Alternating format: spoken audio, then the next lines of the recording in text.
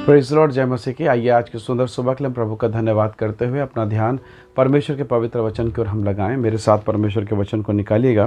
पहला यूहन्ना अध्याय 1 वचन 9 यहाँ लिखा है, यदि हम अपने पापों को मान लें तो वह हमारे पापों को क्षमा करने में और हमें सब अधर्म से शुद्ध करने में विश्वास योग्य और धर्मी है। Praise the Lord, hallelujah. परमेश्वर के लोगों, एक बार प्रभु यीशु मसीह के पास पतरस आता है और पतरस ने कहा कि प्रभु जी, यदि मेरा भाई मेरे विरुद्ध में पाप करे, गलती करे या मेरे प्रति कोई अपराध कर दे, कितना बार उसे क्षमा करूं? क्षमा करने की कितनी सीमा होनी चाहिए? क्या 7 बार? प्रभु यीशु मसीह से एक प्रश्न था और जवाब मिला 7 का 70 गुना। Praise the Lord, hallelujah. 7 का 70 गुना। ये बहुत मुश्किल है कि कोई गलती करे, बार बार गलती करे और आप उसे क्षमा पर क्षमा करें। पुराना नियम कहता है यदि धर्म गिर जाता, प्रभु उसे उठाता। 7 का 70 गुना, 7 बार गिरे उठाएगा प्रभु। ये परमेश्वर का प्रेम है, क्षमा है, अनुग्रह है। Praise the Lord. परमेश्वर के लोगों, प्रभु यीशु मसीह ने एक दृष्टांत बताया उड़ाऊ पुत्र के विषय में। आप सब जानते हैं, छोटा बेटा बहुत जिद्दी था और उसने अपने पिता से अपनी संपत्ति को मांग लिया। लड़ाई झगड़ा क्या क्या कुछ नहीं किया, बड़े लाड़ प्यार से उसे पाला पोसा, उसका देखभाल किया। उसके हर नाज और नखरे को पिता ने सहा। और अब 2 भाइयों के बीच में छोटा भाई कहता कि पिताजी, मेरी संपत्ति का बंटवारा कीजिए, मुझे दीजिए। और अपने पिता की संपत्ति में अपना हिस्सा लेकर चला गया। ऐसा लिखा, वो दूर देश चला गया ताकि वो पिता के बंधन में ना रहे, दबाव में ना रहे, जान पहचान वाले उससे पहचान ना पाए। और अनजान जगह में जाने के बाद वो सब प्रकार के दुष्कर्म में, बुराई में, लालसाओं में, सब प्रकार के नशा, व्यभिचार, ना जाने क्या क्या भयंकर रीति से वो पाप में फंस गया। क्योंकि जो धन उसने कमाया, जो पैसे उसके पास थे, उसकी कीमत वो नहीं जानता था, उसे फ्री में मिला था और सब कुछ बर्बाद हो गया। ऐसी दशा कि उस देश में अकाल पड़ गया और अब धीरे धीरे वो पैसा ख़त्म हुआ। जब पैसा ख़त्म हुआ तो वो महिलाएं, वो लड़कियां जो उसके आसपास थी, जो मित्र उसके साथ थे, सब छोड़ दिए। और ऐसी दशा हो गई कि वहाँ उस नगर में, उस देश में किसी को काम नहीं मिल रहा था। और तब ये सूअर चराने का काम करता है। ऐसा स्थिति हो गया कि मालिक ने तक कह दिया कि तुझे खाने को मैं कुछ नहीं दे सकता, सूअर जो खाते वही खा लेना। सूअरों की फल्ली को खाता था। कितना दुखद वो समय था, कितना पीड़ादायक।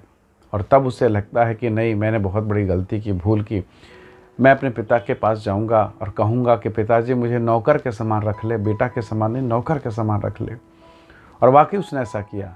और जब वो अपने पिता के घर पर गया, पता नहीं कितने साल, 1 साल, 2 साल, 5 साल, 10 साल, नहीं मालूम, उसके पिता दूर से देखकर उसे पहचान गया और दौड़ते भागते अपने बेटे के पास दौड़ा, गले से लगाया, चूमा, अपने जूते पहनाया, अपने कपड़े उसे दिए। फटी हुई दशा में उसका बेटा था, अपनी अंगूठी पहनाई और सारे रिश्तेदारों को बुलाकर खाना करवाया, भोज करवाया कि मेरा बेटा मर गया था, मेरा बेटा मिल गया, मेरा बेटा जी गया।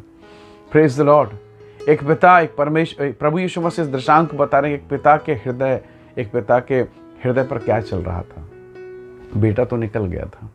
परमेश्वर के लोगों, कितनी बार हम ऐसे ही आशीषों को पाते हैं, अनुग्रह को पाते हैं और पिता से मुंह फेर कर निकल जाते हैं। हमारा जीवन ऐसा हो जाता है, मतलब कोई मतलब नहीं, ऐसा हो जाता है। और हम एक ऐसे स्थान पर, एक ऐसे मार्ग पर चलते हैं जैसा लगता है कि सब कुछ हम ही हैं। पर एक समय आता है जब हम ठोकर खाते हैं।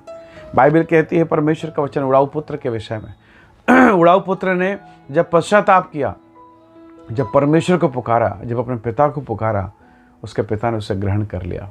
शमशोन के विषय में आप जानते हैं, प्रभु का अभिषेक, परमेश्वर का दास, श्रेष्ठ, पर उसने अपने अभिषेक को खो दिया, अपने अनुग्रह को खो दिया, उसने अपने गिफ्ट को खो दिया।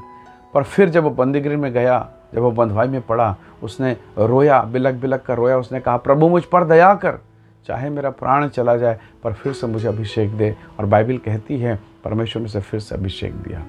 परमेश्वर के लोगों, हो सकता है आपकी दशा बिगड़ गई हो, आपने आशीष पाया हो, भटक गए होंगे, प्रार्थना का जीवन ठंडा पड़ गया होगा। शायद आप प्रभु से वैसा अब प्यार नहीं कर पा रहे हैं जैसा पहले था। अब वो आनंद नहीं आ रहा है, प्रार्थना करने में मन नहीं लगता होगा, सुबह उठने की इच्छा नहीं होती होगी। बाइबल आप देखते ज़रूर हैं, इच्छा ज़रूर होती पढ़ूं, पर पढ़ने के स्थान तक आप नहीं पहुंच पा रहे हैं या उस बाइबल को खोल नहीं पा रहे हैं। वो आपके सामने है, कुछ मजबूरियां हैं, कोई दबाव है अदृश्य जो आपको बाइबल को पढ़ने नहीं दे रहा है। शायद काम का दबाव या कोई और दबाव। कई बार ऐसा भी होता होगा कि आप खाली बैठे हैं पर फिर भी आप बाइबल के पास पहुंच नहीं पा रहे हैं। मन ठंडा हो गया। और ऐसे दशा में अगर आज आप और मैं कहें कि प्रभु मुझ पर दया कर, उस उड़ाऊ पुत्र के समान प्रभु को पुकारें, शिमशोन के समान हम कहें कि परमेश्वर दया कर, वो अपने अभिषेक को फिर से आप पर उंडेलेगा, वरन पहले से बेहतर आशीष आपको मिलेगी। हालेलुया। 7 का 70 गुना वो माफ़ करने वाला परमेश्वर है।